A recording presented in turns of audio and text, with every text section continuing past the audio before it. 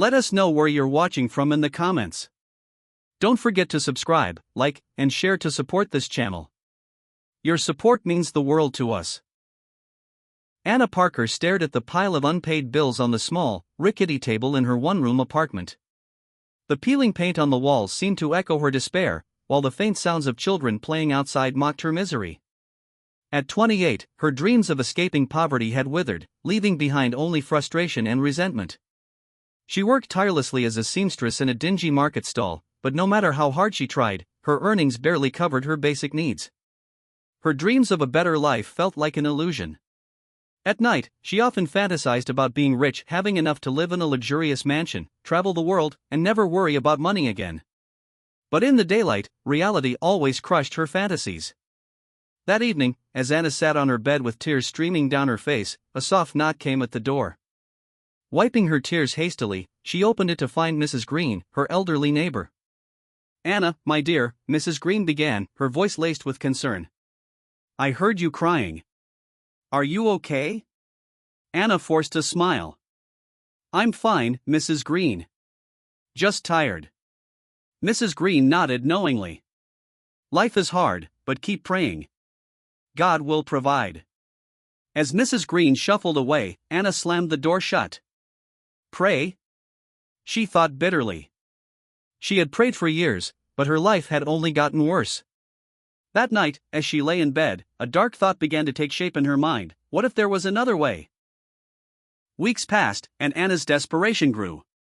One evening, as she walked home from the market, a beggar sitting at the roadside called out to her. "Child, your pain is loud. It screams to the heavens."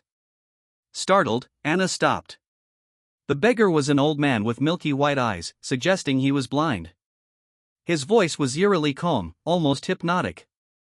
"I don't know what you're talking about," she said, trying to walk away. "Your soul cries for riches," he continued.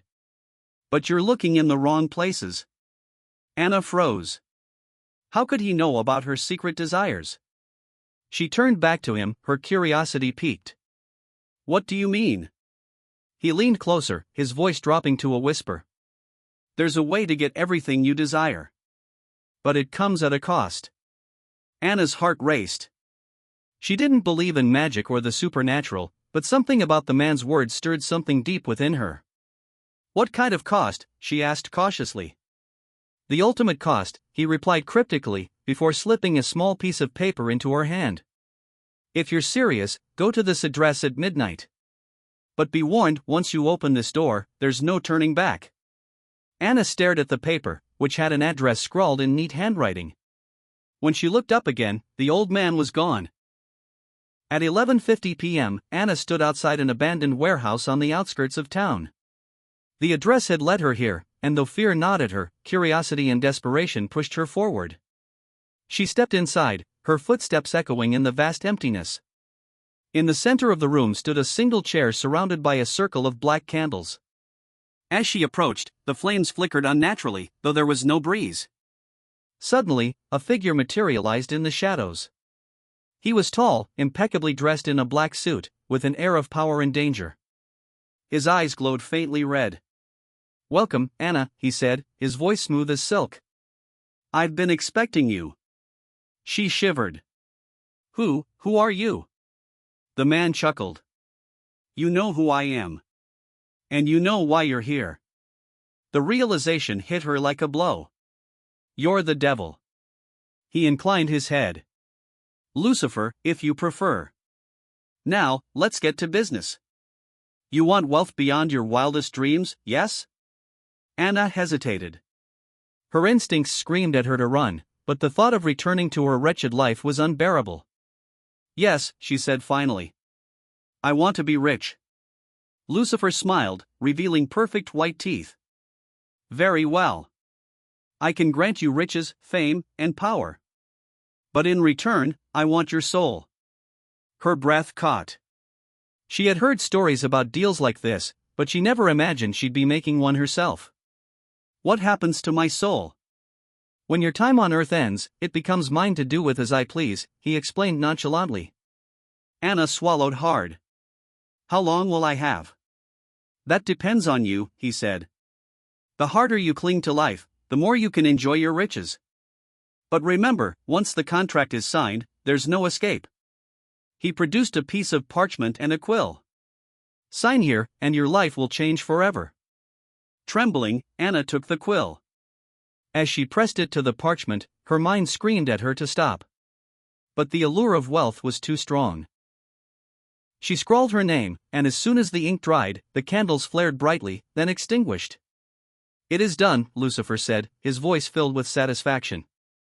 "Your new life begins now." The transformation was immediate. The next morning, Anna woke up in a luxurious penthouse apartment. Her old clothes were replaced with designer outfits, and her bank account now held millions. Within days, she became a socialite, attending lavish parties and rubbing shoulders with the elite. Her newfound wealth opened doors she never knew existed. She launched a fashion empire that became an overnight success. Her face graced magazine covers, and the world hailed her as a self-made billionaire. But as the months passed, Anna began to notice strange occurrences. Shadows seemed to move on their own, and she often felt an unseen presence watching her.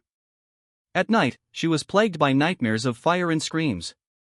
One evening, while admiring her reflection in a diamond-studded mirror, she noticed her eyes flash red for a brief moment. Panicking, she called out, "Lucifer!"